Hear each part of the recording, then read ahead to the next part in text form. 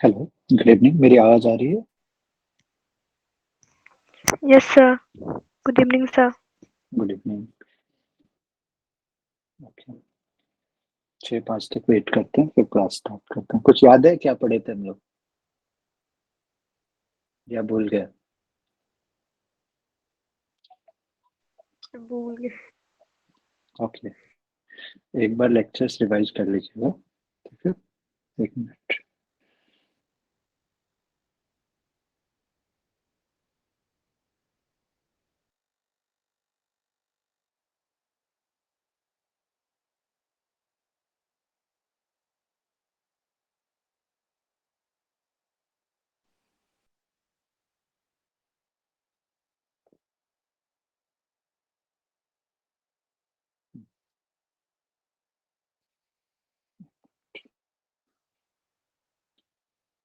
Hello.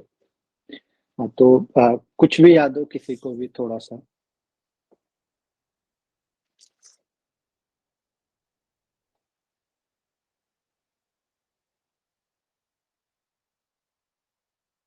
आवाज़ आ रही है?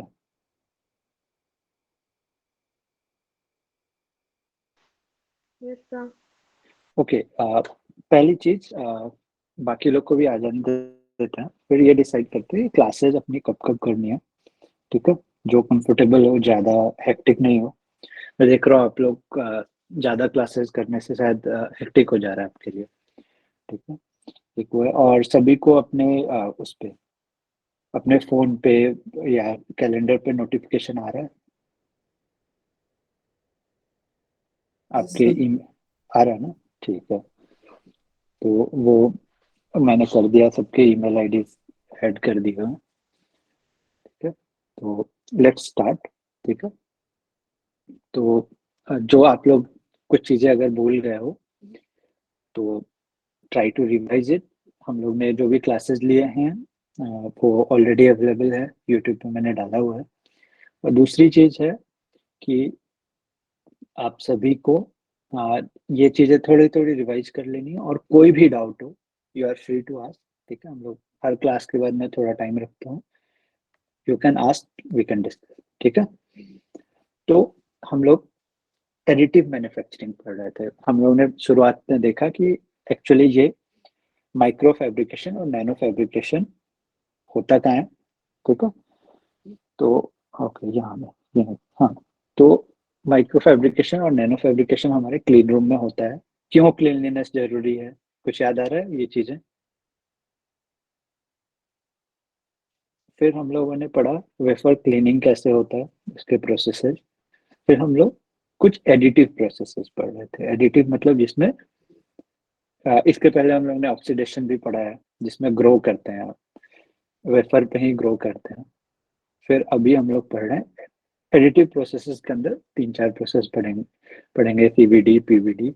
ठीक है, तो सीवीडी हम लोग ने कवर कर लिया। अभी हम लोग फिजिकल वेपर डिपोजिशन पढ़ेंगे।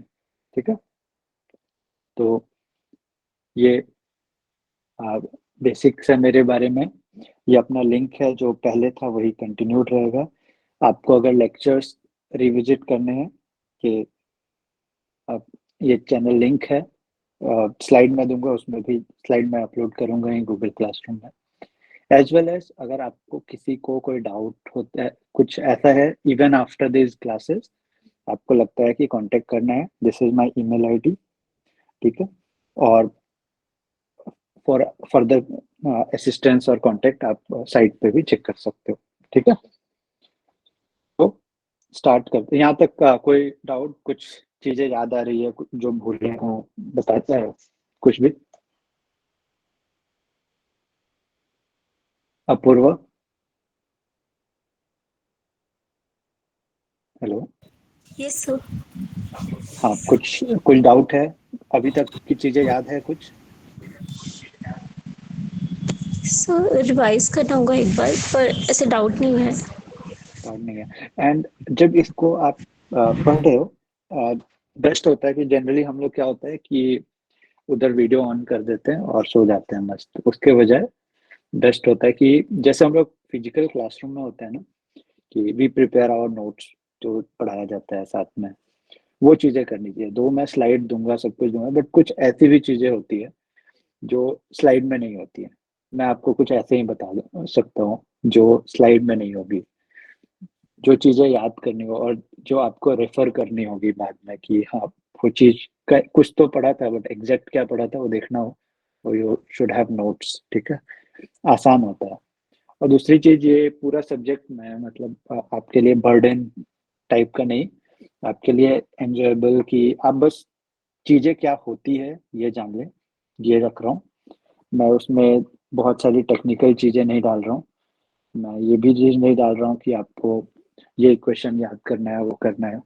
ठीक है, और लास्ट में हम लोग डिस्कस करेंगे टाइमिंग का, क्योंकि आप लोगों ने पुराने असाइनमेंट्स नहीं किए हैं। मैंने बहुत सारे असाइनमेंट दिए थे, आई थिंक हर क्लास में कुछ असाइनमेंट दे रहा हूँ मैं, बट आप लोगों ने किया नहीं। वो बहुत हेक्टिक हो रहा है, तो we will plan it something कि धीरे धीरे जाएंगे, लेकिन आप लोग चीजों को समझेंगे, करेंगे, पढ़ेंगे। ठीक है, तो फिजिकल वेपर डिपोजिशन, इससे सिंपल सा मतलब क्या होता है?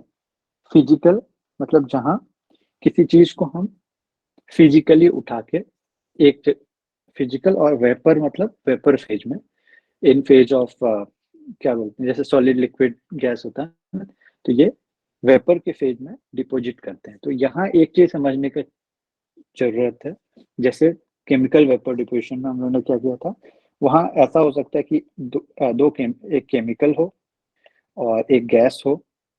ठीक है, गैस है, केमिकल है, जिसको प्रिकर्सर बोलते हैं। ये दोनों वेफर के सरफेस पे रिएक्शन करके कुछ प्रोडक्ट्स बना सकते थे। But in case of physical vapour deposition क्या है, हमारे पास मटेरियल पहले से होगा, जैसे कि सिलिकॉन डाइऑक्साइड, मेटल एलॉय, बहुत सारी इसके बहुत कैटेगरीज हैं। मेटल एलॉय, डाइइलेक्ट्रिक भी इससे, मतलब इसका एक फायदा ये है कि it has wide range of things that can be deposited. और ये सब क्यों करते हैं ये हम लोग आगे देखेंगे। ठीक है, अभी ऐसा समझ लीजिए कि जैसे आपने अगर कोई लैब विजिट किया तो सारे फैसिलिटीज दिखा रहे हैं। ठीक है, इससे क्या हो सकता है, फिर हम लोग डिस्कस करेंगे इन फैसिलिटीज को हमारे डिवाइसेस बनाने में। जैसे आप लोग बीजेटी पढ़ते हैं, मॉसफेट पढ़े हैं आप लोग?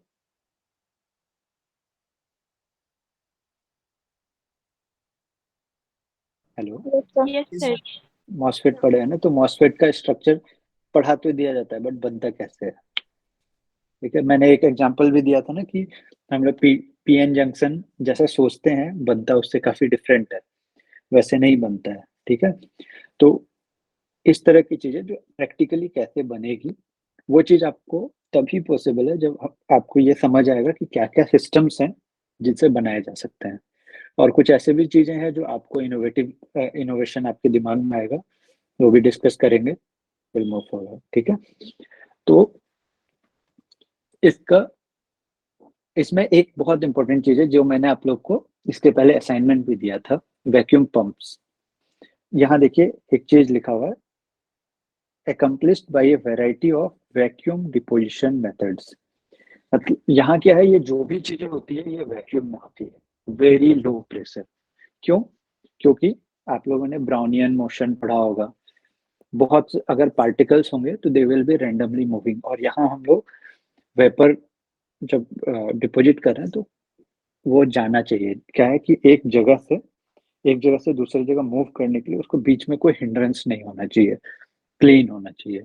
दैट्स वाई पहले सारे पार्टिकल्स हटाए जाते हैं, इवन गैस मॉलिक्यूल्स हटाए जाते हैं।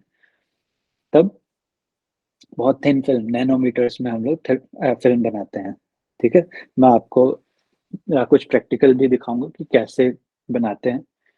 ठीक है, तो इसमें क्या होता है कि एक कॉन्डेंस फेज मतलब सॉलिड फेज से, जैसे एक आपके पास यहाँ आपने कुछ टारगेट रखा है जो सॉलिड है प्रॉपर, मान लीजिए गोल्ड रखा है।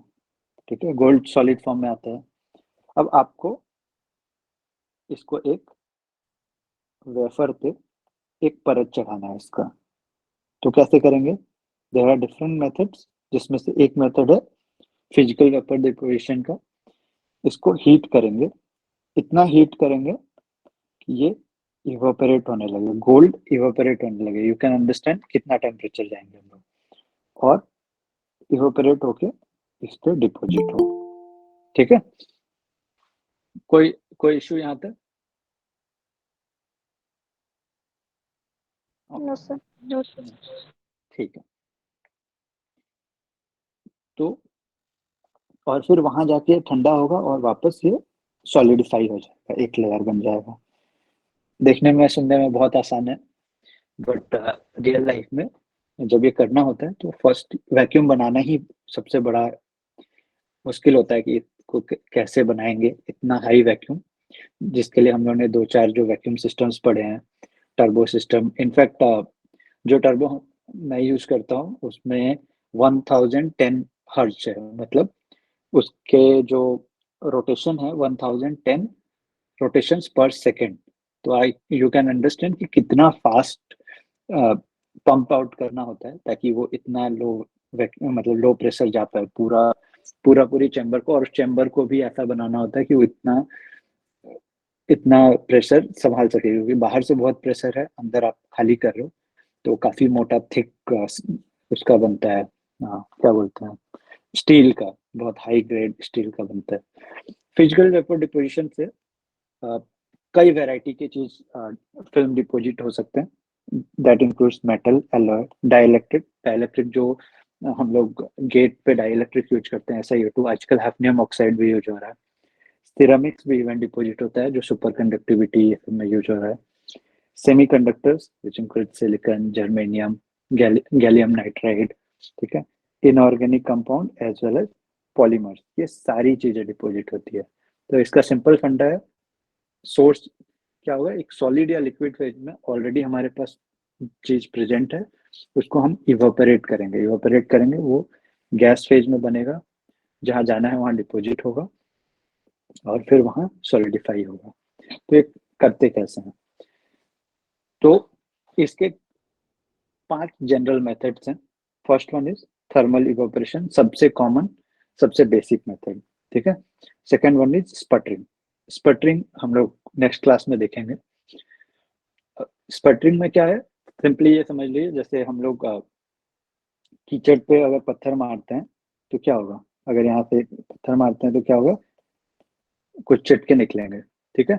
स्पटरिंग इस तरह का है, लेकिन यहाँ पत्थर के बजाय इलेक्ट्रॉन्स होते हैं, वो हम लोग आगे देखेंगे नेक्स्ट क्लास में, ठीक है। फिर ion plating and cluster deposition, ठीक है। फोर्थ है लेजर एब्लेशन डिपोजिशन, ये आजकल काफी फेमस हो रहा है, इनफैक्ट दिस इज समथिंग जो काफी यूजफुल माना जा रहा है। And fifth one is aerosol deposition. अलग अलग मटेरियल्स डिपोजिट किए जा सकते हैं, जैसे आप यहाँ देख रहे होंगे अलग अलग फॉर्मेट में है, कुछ पैलेट के फॉर्म में है, कोई पाउडर है, कुछ ये सॉल्ट है, दिख रहा है ये सर, अलग अलग शेप्स हो सकते हैं, अलग अलग तरीके के हो सकते हैं। स्पेशली ये मैं अभी थर्मल के लिए कर रहा हूँ, थर्मल के लिए डिस्कस कर रहा हूँ, ठीक है। आज हम लोग थर्मल इवेपोरेशन मेथड पढ़ रहे हैं। तो अगर इस प्रोसेस को हम लोग बांटे तो ये टेबल काफी इंपॉर्टेंट है, जो आपको रेफर करना है, आपको क्या चीज डिपॉजिट करना है, उसके लिए कौन सा मेथड बेस्ट होगा, प्लस अवेलेबिलिटी क्या होगी। Sorry. तो पहला जो है थर्मल इवेपोरेशन मेथड, इसका एडवांटेज क्या है, रिलेटिवली बाकी से के कंपैरिजन में कम कॉस्ट का होता है, सस्ता होता है, लेकिन इसके साथ डिमेरिट है, कंपाउंड्स नहीं हो सकते, pure metals, mostly pure metals deposit करने के लिए थर्मल इवेपोरेशन यूज होता है। कंपाउंड क्योंकि दोनों दो चीजों के, जैसे मान लीजिए गोल्ड सिल्वर मिला दिए तो दोनों का इवेपोरेशन पॉइंट डिफरेंट होगा, ठीक है। कंपाउंड्स या alloys it is difficult to do, और उतना बढ़िया फिल्म नहीं होता है, but still it is good, ठीक है। और आपके प्रेशर पे भी डिपेंड करता है कि कैसा प्रेशर, ठीक है। दूसरा है स्पटरिंग, जो हम लोग नेक्स्ट पढ़ेंगे। वह इसका थर्मल इवेपोरेशन या वैक्यूम इवेपोरेशन से बेटर एडिशन होता है, ठीक है। इसमें कंपाउंड्स भी डाल सकते हैं, क्योंकि इसमें क्या है, कोई स्पेसिफिक टेम्परेचर या कुछ नहीं, ये लो टेम्परेचर प्रोसेस है। लेकिन इसके साथ दिक्कत होता है कि ये स्लो होता है, बहुत धीरे धीरे, यू कैन अंडरस्टैंड कि एक इस पे बहुत धीरे धीरे इलेक्ट्रॉन से आप एक एक लेयर बहुत थोड़ा थोड़ा उठा के ले जाते हैं, इट टेक्स टाइम। वही थर्मल के केस में क्या होता है, आप एक तरह से उबाल रहे हो, जितना फास्ट उबलेगा उतना जल्दी डिपोजिशन होगा। एंड इसमें क्या है, इसमें हम लोग को कंट्रोल बहुत फाइन नहीं होता है। थर्मल इवेपोरेशन के केस में हम लोग के पास कंट्रोल होता है टेम्परेचर का, इस केस में कंट्रोल नहीं होता क्योंकि इसमें प्लाज्मा बनता है, देखिए हम लोग। ठीक है, तो generally silicon nitrate, aluminium oxide, even gold chromium भी डिपॉजिट होते हैं, बट मोस्टली जो कंपाउंड्स होते हैं वो स्पेक्ट्रम में होते हैं। हम लोग के पास दोनों सिस्टम है। ठीक है, आयन इम्प्लांटेशन और क्लस्टर डिपोजिशन, इसका क्या है, बेस्ट कवरेज। इसका मेन ये भी दिक्कत होता है कि ये जो वेफर है ना, इसमें हर जगह बराबर होना चाहिए, ये नहीं कहीं मोटा हो जाए कहीं पतला हो जाए। ठीक है, बहुत हाई प्रिसीजन होना चाहिए। आयन इम्प्लांटेशन और क्लस्टर डिपोजिशन में बेस्ट होता है और एडिशन भी बेस्ट होता है, लेकिन इसका क्या है, इसको process is a bit complex compare to thermal sputtering. इसके रेट स्पटरिंग से ज़्यादा होते हैं। It is a bit costlier as well as a bit complex. ठीक है, फिर लेजर एब्लेशन, जिसमें लेजर से उस मटेरियल को, स्पटरिंग जैसा ही है बट लेजर बेस्ड, वहाँ इलेक्ट्रॉन और प्लाज्मा यूज होता है, यहाँ लेजर बेस्ड होता है। ये मोस्टली बहुत कॉम्प्लेक्स मेटल, जिसमें 10-15, ये 10-15 तो नहीं, 4-5 एलिमेंट्स हों, ऐसे कंपाउंड्स को डिपॉजिट करने के लिए यूज किया जाता है। और एरोसोल डिपोजिशन स्पेशली सिरामिक के लिए यूज होता है। ठीक है, कोई डाउट है यहाँ?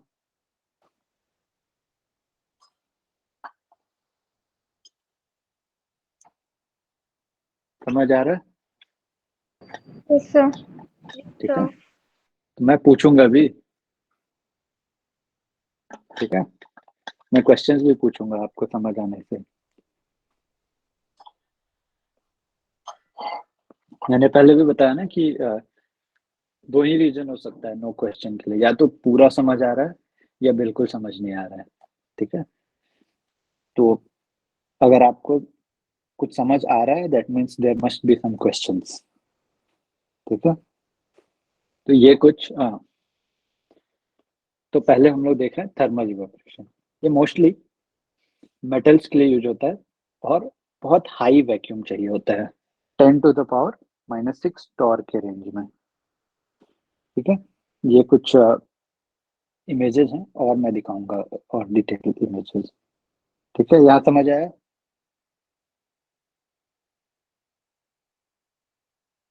सर रिपीट कीजिएगा। मैं रिपीट करना है? ठीक है, ये मोस्टली अभी अभी हम लोग थर्मल इवेपोरेशन देख रहे हैं। थर्मल इवेपोरेशन मेथड जो है जनरली मेटल्स के लिए यूज होता है और इसके लिए भी हाई वैक्यूम चाहिए होती है। जैसा मैं बताया, क्लीन, काफी क्लीन इन्वायरमेंट चाहिए होगा इस चैम्बर के अंदर। जैसे ये स्टील चैम्बर दिख रहा है ना, स्टील चैम्बर दिख रहा है, मैं आगे भी दिखाऊंगा और डिटेल्स में। ठीक है, इसमें 10⁻⁻⁶ स्टोर के रेंज का वैक्यूम चाहिए होता है। क्लियर, समझ आया? Yes sir. ठीक है, तो अब मेरे सवाल का जवाब दीजिए, ये टॉर क्या है?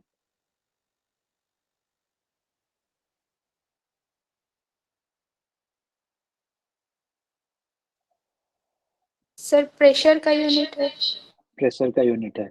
क्या ये हम लोग जनरली यूज करते हैं? ये हमारे यूज का यूनिट है, हम लोग यूज करते हैं, मतलब इंडिया में यूज होता है।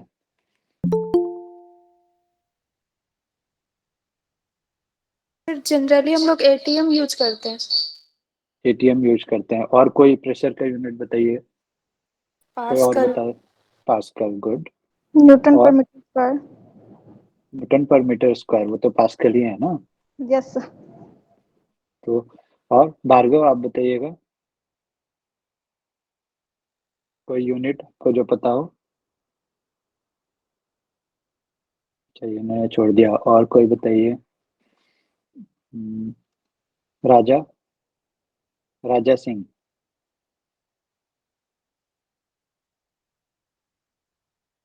आवाज आ रही है मेरी? चलो भार्गव आ गया। भार्गव बताइएगा, हाँ, कोई और यूनिट आपको जो पता हो। प्रेशर का यूनिट? न्यूटन पर ATM square. Newton per metre square, वो तो पास्कल हो गया। और कोई यूनिट जो आपने सुना हो, देखा हो? एक टॉर हो गया, एक एटीएम हो गया, एक newton per metre square, that is pascal only. और KG newton per second inverse. नहीं नहीं, ये मैं वो एमएल उसमें नहीं जा रहा हूँ, डायमेंशनल यूनिट्स में नहीं जा रहा हूँ, standard measurement units. So mm of Hg, एमएमएचडी, गुड। और एक बताइए, bar. एक और छोटा, not bar. Number. Yes, bar. ठीक है, तो ये जनरली टॉर और मिली बार आप देखेंगे इन फील्ड्स में यूज होते हैं। ठीक है, दीज आर स्टैंडर्ड यूनिट। अब आपका मशीन कहाँ से आया है इस पे भी डिपेंड करता है। अनफॉर्चुनेटली हम लोग इंडिया में ये मशीन जनरली नहीं बना रहे हैं अभी भी, और बना भी रहे हैं तो इनके जो मेजर पार्ट्स हैं वो इम्पोर्ट करते हैं, तो इसलिए इनके यूनिट्स वेरी करते हैं। टॉर कहीं कहीं मिली बार में होता है, कहीं अलग अलग, सिस्टम टू सिस्टम डिफर भी करता है। ठीक है, तो इसका फंडा क्या है? ठीक है, एमएफसी मैंने दिखाया था लास्ट टाइम आपको ब्लैक करके, जिसमें हम लोग कंट्रोल कर सकते हैं कितना गैस फ्लो होगा इसके थ्रू, मास फ्लो कंट्रोलर। ठीक है, तो एमएफसी के थ्रू गैस देते हैं। ठीक है, और इधर वैक्यूम पंप है। ये प्रोसेस गैस है, ये जरूरी नहीं है कि हर बार जरूरत हो। ठीक है, एक ये मेथड है जिसमें कि हम लोग यहाँ कैथोड बनाते हैं, ये एनोड हो गया, कैथोड एनोड। और इसके चलते क्या होगा, एक जनरली यहाँ आर्गन या नाइट्रोजन का प्लाज्मा बनाते हैं। और एक प्लाज्मा में क्या होता है, जब आप एक स्पेसिफिक पावर देंगे तो क्योंकि वैक्यूम है, स्पेसिफिक गैस है, तो लाइट अप हो जाएगा, बहुत खूबसूरत दिखता है। मैं आपको वीडियो दिखाऊंगा आगे कि प्लाज्मा दिखता कैसा है। यहाँ नहीं, हम लोग स्पटरिंग में जाएंगे तो हमारे पास यहाँ प्लाज्मा वाला सिस्टम नहीं है थर्मल का, स्पटरिंग में हमारे पास प्लाज्मा है। ठीक है, काफी सुंदर कलर, आप जो गैस डालेंगे ना उसके हिसाब से, but that gas should be not very much, मतलब गैस आयोनाइज हो जाए तो उतने लेवल का ही होना चाहिए। ठीक है, अब क्या है, यहाँ एनोड है, ये कैथोड है, तो यहाँ से मटेरियल धीरे धीरे फ्लो करने लगता है, बहुत धीरे से फ्लो करता है, और इसके चलते डिपोजिशन आता है। एक ये मेथड है। दूसरा जो जनरल मेथड है कि यहाँ हम लोग एक बोट या क्रूसिबल, इसमें मेटल को रखेंगे, यहाँ प्लस माइनस लगा दिया, बहुत हाई करंट, इतना हाई करंट कि ये इवापोरेट हो, मतलब बॉयल होगा, इवापोरेट होगा। आपको दिखाऊंगा मैं आगे कि एक्चुअली वो सच में बहुत हाई टेम्परेचर होता है, और इससे ये इवापोरेशन होने लगेगा, ऊपर डिपॉजिट होने लगेगा। लेकिन यहाँ दिक्कत क्या होता है, अगर आप इसको स्टेगनेंट रखेंगे, फिक्स्ड रखेंगे, तो क्या होगा, बहुत यूनिफॉर्म नहीं होगा, बीच में मोटा हो जाएगा, साइड में पतला हो जाएगा, इट कैन डिफर। ठीक है, तो इस प्रॉब्लम को सॉल्व करने के लिए क्या किया जा सकता है? कोई आइडिया दे सकता है मुझे, क्या हो सकता है इसका सॉल्यूशन? सर ऊपर वाले को रोटेट कर दे तो। Very good. देखिए, ऊपर वाले को रोटेट किया जा सकता है, राइट। और कोई तरीका?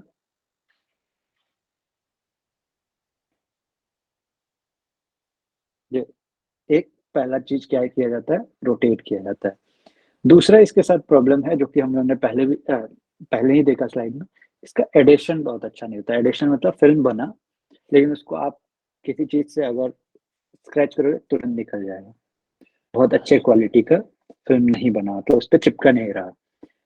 तो इसके लिए दो तीन चीजें यूज की जाती है, आगे हम लोग डिस्कस करें। पहला एक सिंपल सा चीज है, हीट। इस सबस्ट्रेट को हीट भी किया जाता है, तो एक रोटेट कर सकते हैं हम लोग। ये किस लिए करेंगे? यूनिफॉर्मिटी के लिए। और एडिशन इंप्रूव करने के लिए हम लोग क्या करते हैं? हीट करते हैं।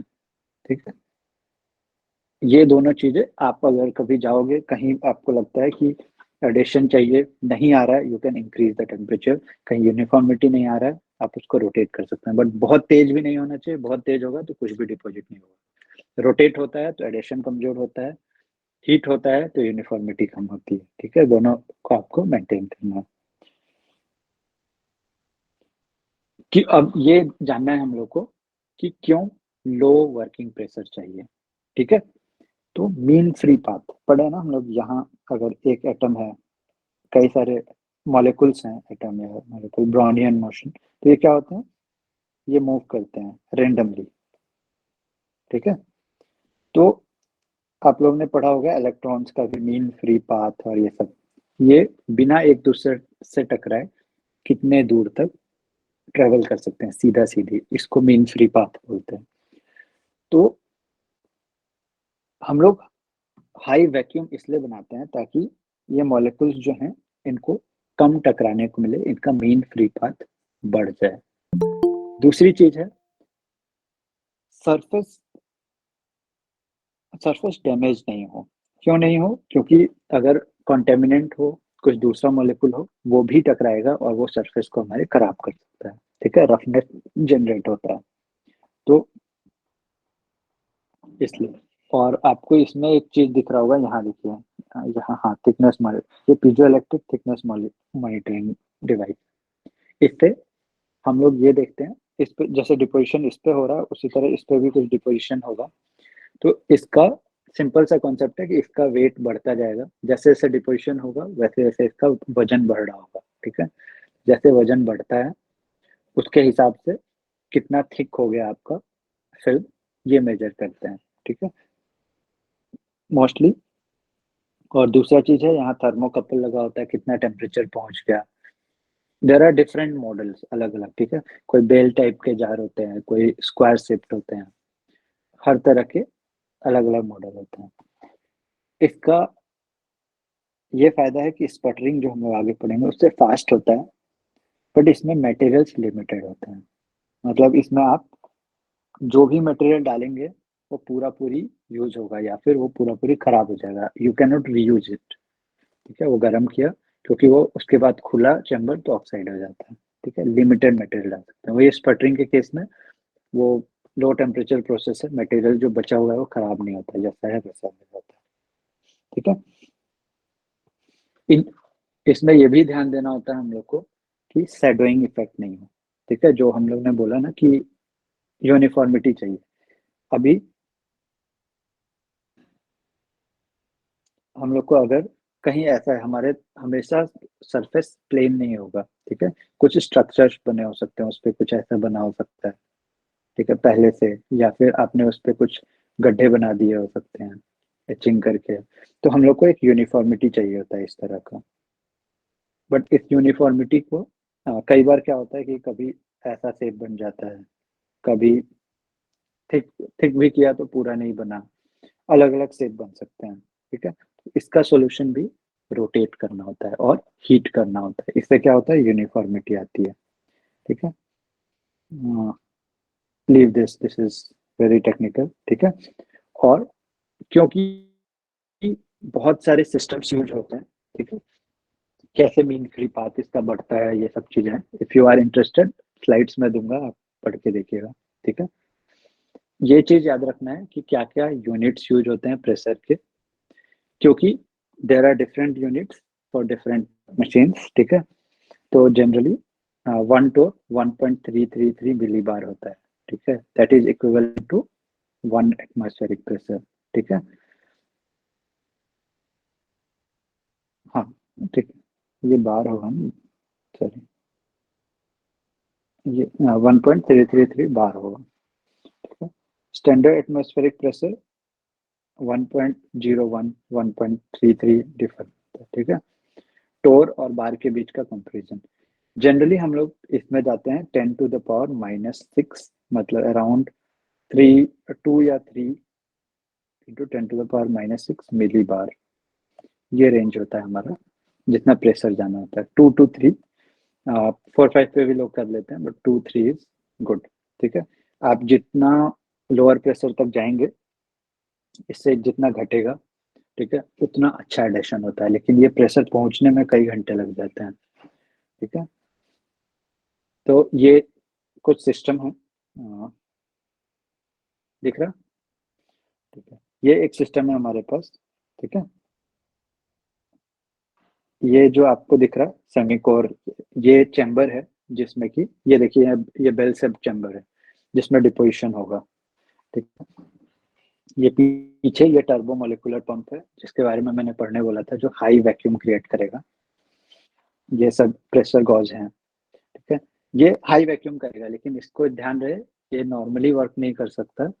इसको पहले एक स्टैंडर्ड वैक्यूम 10⁻⁻² के रेंज का चाहिए होता है, जिसके लिए एक और पंप यूज होता है।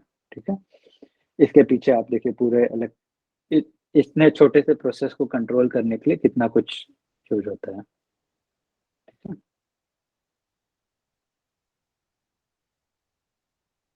हाँ, ये आपको जो नीचे दिख रहा है ये पंप है जो पहले रफ वैक्यूम बनाता है, फिर हम लोग हायर वैक्यूम बनाते हैं। नीचे अलग अलग ट्रांसफॉर्मर्स लगे हैं जिससे हम कंट्रोल करते हैं। ठीक है, ये एक सिस्टम है।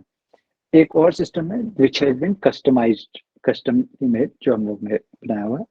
तो इसमें देखिए ये चैम्बर है, ये लोड लॉक चैम्बर है, मतलब इसको बार बार खोलना नहीं पड़े, इसलिए सैंपल यहाँ डालते हैं। इसमें भी वैक्यूम बनाते हैं, इसमें भी वैक्यूम बनाते हैं, बट ये छोटा सा चैम्बर है तो इसका वैक्यूम बनाना, डी वैक्यूम करना थोड़ा आसान होता है, पूरा डिस्टर्ब नहीं होता है। इसमें डाला और इससे मूव कर दिया through a stick kind of thing. ठीक है, इसको देखिए, ये लोड लॉक है, इसके अंदर डालते हैं। ठीक है, आवाज सुनाई दे रहा होगा, ये सब ये मशीन चल रहा है, इसकी आवाज। ठीक है, और अभी डिपोजिशन नहीं हो रहा है तो ये आवाज है। ये कंट्रोल पैनल है, it is a simpler machine. ठीक है,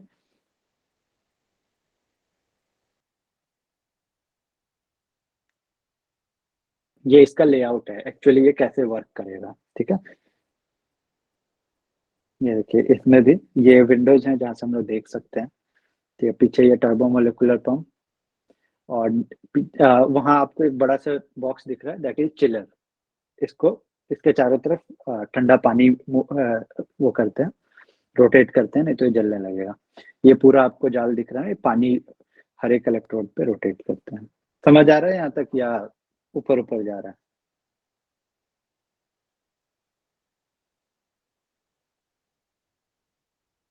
समझ आ रहा है? Yes sir. ओके, अब मैं आपको रियल डिपोजिशन दिखाता हूँ क्या होता है। अभी क्या है, ये एक ये है, ये जस्ट मैंने 2 दिन पहले जो डिपोजिशन किया है वो दिखाता हूँ। इस केस में मैं क्या कर रहा हूँ, एल्युमिनियम डिपोजिट कर रहा हूँ, एल्युमिनियम डिपोजिट कर रहा हूँ 200 नैनोमीटर, क्रोमियम डिपोजिट कर रहा हूँ 50 नैनोमीटर, और फिर गोल्ड डिपोजिट कर रहा हूँ 300 नैनोमीटर।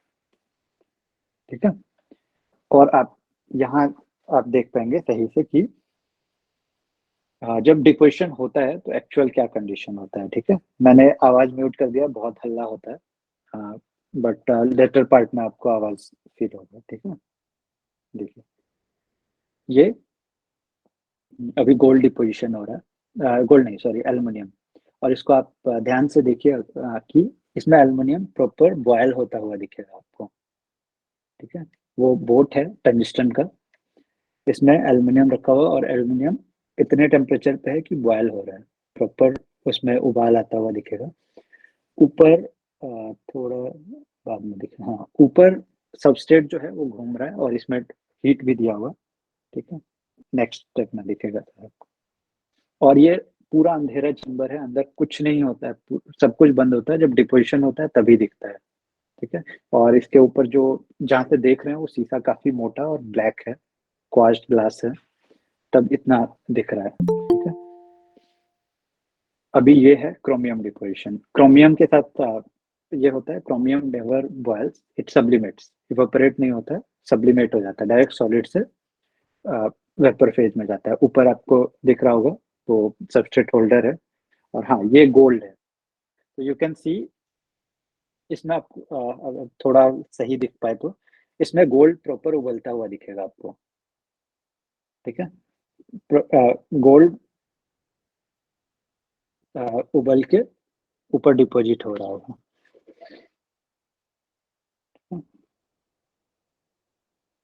अच्छा, ठीक है, ये सारी चीजें इस चैम्बर के अंदर होती है, and this is the whole system. ठीक है, इस सिस्टम को मैं आपसे स्लाइड शेयर करूंगा, आप उसमें भी देखिएगा। इसका पूरा लेआउट सामने बना हुआ है। ठीक है, यहाँ देखिए, इसमें नीचे देखिए एक लाइट जल रहा है, ड्राई स्क्रॉल पंप, मतलब वो पहले एक सिंपल पंप चल रहा है, फिर टर्बो मोलिकुलर पंप वो भी ऑन है। ठीक है, दोनों ऑन है। और यहाँ आई थिंक आपको दिखेगा नहीं तो ये जो आपको ये ब्लू स्क्रीन सा दिख रहा है, इस पे हम लोग प्रेशर देखते हैं। और यहाँ देखिए ये current, this is the current जिसपे गोल्ड डिपॉजिट हो रहा है 157 Ampere's. And you can understand हमारे हम लोग कितना यूज करते हैं, हमारे जनरल अप्लायंसेस का एम्पेयर क्या क्या होता है, कितना करंट होता है? आप लोग तो इलेक्ट्रॉनिक्स के हो ना, इलेक्ट्रॉनिक्स इलेक्ट्रिकल के, यू शुड नो, बताइए।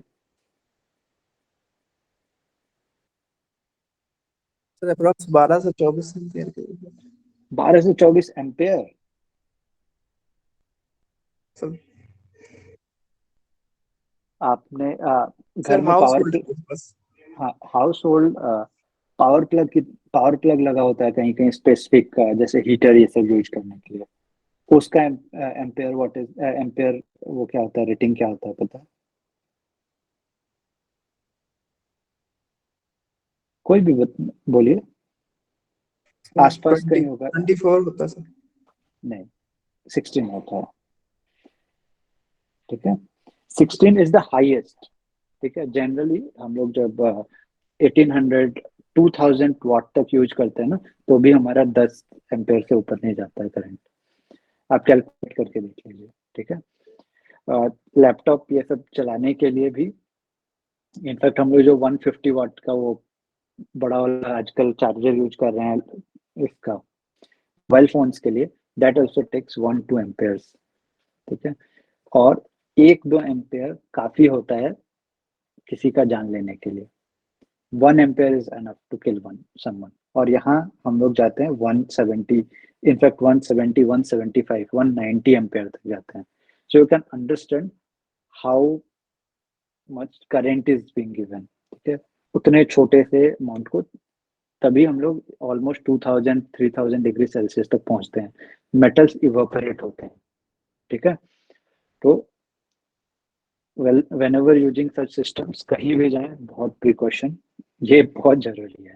ठीक है, अभी मेरे पास आप लोग के लिए कुछ क्वेश्चंस हैं। ठीक है, पहला है कि आपको मैंने बताया कि मैं पहले एल्युमिनियम डिपॉजिट किया, फिर क्रोमियम डिपॉजिट किया, फिर गोल्ड डिपॉजिट किया। क्यों?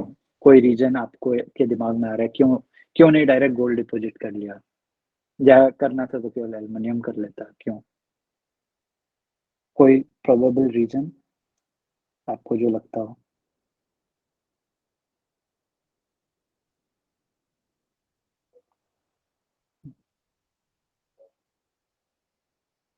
तन्या बताइए।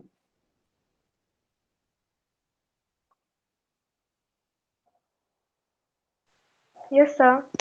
बताइए क्या लगता है आपको, क्यों क्यों इतने तामझाम किए जा रहे हैं? जब सीधे गोल्ड डिपॉजिट कर लेता मैं, या फिर सीधे एल्युमिनियम डिपॉजिट कर लेता, ये तीन चीजें क्यों?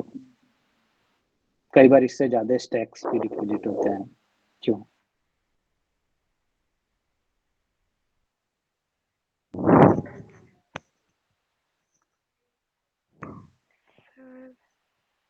कुछ आइडिया?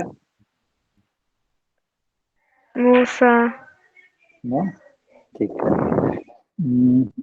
अच्छा, ये बताइए कि अगर मैं पहले एल्युमिनियम डिपॉजिट कर रहा हूँ, फिर क्रोमियम डिपॉजिट कर रहा हूँ, फिर गोल्ड डिपॉजिट कर रहा हूँ, ठीक है, तो अगर मैं अपने वेफर को साइड से देखूं, ये वेफर है मेरा, ठीक है, तो इसके ऊपर 3 मेटल डिपॉजिट होंगे, राइट? क्या सीक्वेंस होगा आपके ख्याल से? पहला ये एक कर रहा हूँ ग्रीन, फिर ये पर्पल होगा ना, हाँ, और एक ब्लैक। तो ये बताइए मुझे, ये ग्रीन वाला कौन सा मेटल होगा, या ब्लैक वाला कौन सा मेटल होगा? ये सब स्ट्रेट है। सर पहले एल्युमिनियम फिर क्रोमियम फिर गोल्ड। हाँ, तो कौन सा है? अगर ये पिक्चर में अगर देखा जाए तो ग्रीन एल्युमिनियम होगा या ब्लैक एल्युमिनियम होगा? ग्रीन होगा। ग्रीन होगा, गुड। क्योंकि जब हम स्टैक देखेंगे तो एक्चुअली उल्टा हो जाएगा, क्योंकि पहले जो डिपॉजिट हुआ नीचे जाएगा, फिर अभी देखिए इतने सारे मेटल्स की क्या जरूरत है। तो आप लोगों ने फिजिक्स में पढ़ा होगा वर्क फंक्शन, ठीक है। तो जनरली क्या होता है कि आप ये पढ़िएगा, शॉर्ट की बैरियर पढ़े हैं ना, शॉर्ट की बैरियर, सर शॉर्ट की, डिफेक्ट पर हाँ शॉर्ट की डिफेक्ट इज डिफरेंट, ठीक है। शॉर्ट की कांटेक्ट, ओमिक कांटेक्ट, ठीक है। तो इस केस में मैं चाह रहा हूँ ओमिक कांटेक्ट मतलब क्या हो, इसकी रेजिस्टेंस जितनी कम हो सके उतनी बेहतर है। ये तभी पॉसिबल है जब ये कंटिन्यूअस, इसका बैंड गैप और वर्क फंक्शन में ज्यादा डिफरेंस नहीं हो, धीरे धीरे हो। जैसे अगर हम लोग, ये एक बैंड गैप है हमारे सिलिकॉन का, ठीक है। तो अगर हम सीधे यहाँ जंप कर जाते हैं ना एक दूसरे बैंड गैप पे या वर्क फंक्शन पे, ये बैरियर जो होता है ना, ये काफी डिफिकल्ट होगा इलेक्ट्रॉन्स को क्रॉस करने के लिए हम सब। तो इसलिए हम लोग जनरली करते हैं इससे थोड़ा हाई, थोड़ा हाई, थोड़ा हाई, थोड़ा हाई, ऐसे करके, तो ये धीरे, ये आराम से मूव कर सकता है, ठीक है। एक ये रीजन होता है इतने स्टैक्स यूज करने के, अगर आप ओमिक कर रहे हैं। और अगर शॉर्ट की बनाना है कि मतलब मुझे वहां से करंट नहीं फ्लो कराना है, जैसे कि हम लोग को गेट गेट बनाना होता है तो वहां से करंट फ्लो नहीं कराना होता है, वहां बस वोल्टेज देना होता है। तो इन दैट केस हम लोग शॉर्ट की बनाते हैं, मतलब वहां मेटल के बीच डिफरेंस होगा। दूसरी चीज है, आपको जो मर्जी वो डिपॉजिट नहीं कर सकते हैं, उन दोनों के बीच कुछ एडिशन होना चाहिए। अब आप प्लास्टिक पे प्लास्टिक, सॉरी प्लास्टिक पे प्लास्टिक तो हो जाएगा, मतलब जैसे अलग अलग चीजें होती है ना, हर चीज को आप आपस में चिपका नहीं सकते। प्लास्टिक और कागज बहुत इजीली तो नहीं चिपक सकता है, ठीक है। उसको चिपकाने के लिए आपको क्या करना होगा, कुछ बीच में एडिशन लेयर्स डालने होंगे, ठीक है, जिसका दोनों के लिए एडिशन हो, दोनों पे अच्छे से चिपक सके। तो सेम चीज है यहाँ, क्या होता है कि gold is very bad in addition, ठीक है। एक तो पहला वर्क फंक्शन का भी डिफरेंस आता है, दूसरा चिपकता नहीं है जल्दी। गोल्ड आप डायरेक्ट डिपॉजिट करेंगे वो पूरा मिट जाएगा, किसी लिक्विड में डिपॉजिट करेंगे पूरा हट जाएगा। तो इसीलिए बीच में कुछ एडिशन लेयर्स डाले जाते हैं, जनरली क्रोमियम डाला जाता है। और गोल्ड के साथ एक और दिक्कत है कि गोल्ड कुछ दिनों बाद डिफ्यूज होने लगता है। क्या होगा कि अगर गोल्ड डायरेक्ट यहाँ डिपॉजिट कर दिया ना, तो ये धीरे धीरे अंदर घुसने लगता है इसके मॉलिक्यूल, जिसके चलते ट्रैप्स होते हैं, डिफेक्ट्स, ट्रैप्स एंड डिफेक्ट्स को इफेक्ट करता है सिलिकॉन के केस में, ठीक है। तो ये सारे रीजंस हैं क्यों यूज किया जाता है। मैं अपने केस में एल्युमिनियम इसलिए यूज कर रहा हूँ क्योंकि मुझे उसका डोपिंग करना है, that is a different thing. Generally chromium और गोल्ड यूज करते हैं, क्रोमियम डिपॉजिट किया फिर गोल्ड यूज किया। आज गोल्ड नहीं यूज किया जाता है। अगर प्रोसेसर इंडस्ट्री में पहले गोल्ड यूज होता था, आप लोगों ने सुना होगा प्रोसेसर्स में गोल्ड होते हैं, बट अभी धीरे धीरे we are moving towards gold free, क्योंकि डिफ्यूजन होता है, गोल्ड का डिफ्यूजन लेवल बहुत हाई है। और जब हम लोग बहुत छोटे लेवल पे जा रहे हैं तो gold is an issue. Sensors के केस में, जैसे मैं सेंसर्स पे वर्क कर रहा हूँ, तो it is fine, gold is still preferred. But other जैसे सेमीकंडक्टर मतलब माइक्रो फैब्रिकेशन या प्रोसेसर फैब्रिकेशन के केस में gold is being discarded gradually, ठीक है। तो यहाँ तक कोई क्वेश्चन, कुछ doubt, you are free to ask.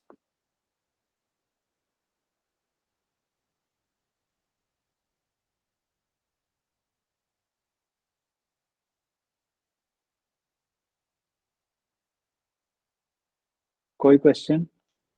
Sir laser deposition आप बताए थे, उसको फिर से नहीं, बताइए। लेजर लेजर एब्लेशन जो है वो बाद में हम लोग आगे पढ़ेंगे। मैं ओके। जस्ट बताऊं कि लेजर एब्लेशन में क्या है कि इंस्टेड यहाँ हम लोग गर्म कर रहे हैं ना, वहाँ हम लोग लेजर सोर्स का यूज करेंगे, लेजर से हिट करेंगे, और उसके चलते स्पटरिंग की तरह होता है डिपोजिशन। लेजर से हिट किया और लेयर बाय लेयर उसको उखाड़ता गया और दूसरे जगह डिपोजिट किया।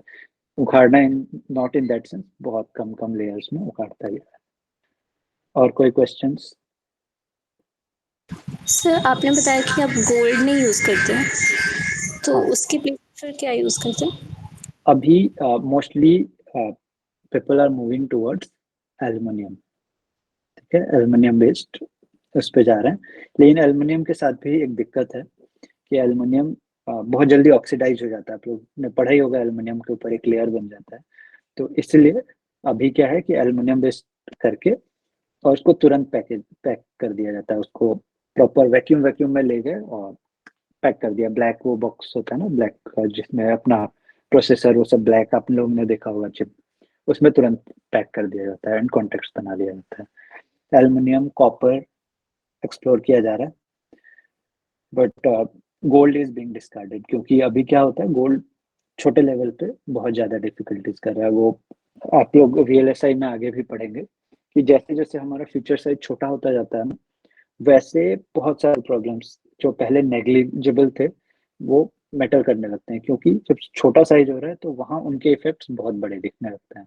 जैसे diffusion was not a problem 5 to 10 years back, लेकिन आज एक बहुत बड़ा प्रॉब्लम है, क्योंकि उसका डिफ्यूजन का साइज बहुत ही बड़ा है कंपेयर टू हमारे फीचर साइज। अभी हम लोग 3 नैनोमीटर 5 नैनोमीटर इस लेवल पे जा रहे हैं, 1 नैनोमीटर टेक्नोलॉजी ट्राई किया जा रहा है। तो उसके लिए इम्पोर्टेंट है कि हम लोग इन सारी चीजों को ध्यान दें। आप लोगों ने पढ़ा हुआ पैरासिटिक कैपेसिटेंस और ये सब चीजें जो बड़े लेवल पे थोड़ा मैटर करती है, बट जब बहुत छोटे लेवल पे जाएंगे तो इनके का मैटर बहुत ज्यादा मैटर करने लगता है। इनफैक्ट दो पैरेलल वायर्स जा रहे हैं, उनके बीच भी जो कैपेसिटेंस खुद क्रिएट हो रहा है वो भी इफेक्ट करने लगता है। So there are lot of problems in scaling down. जब आप अगर आप में से कोई आई थिंक मास्टर्स में पढ़ते हैं, ये बैचलर्स में थोड़ा सा है इंट्रोडक्शन, वीएलएसआई है आप लोग का सब्जेक्ट? No sir. नहीं है, आई थिंक फाइनल ईयर में होता है वीएलएसआई, बट इतना डिटेल्स में नहीं जाते हैं। Low power VLSI is a separate subject कि कैसे सर्किट्स को लो पावर पे ऑपरेट करना। जब पावर लो होता है नॉइज का इफेक्ट ज्यादा होने लगता है, ठीक है। तो उन चीजों को टैकल किया जा रहा है। और कोई क्वेश्चंस?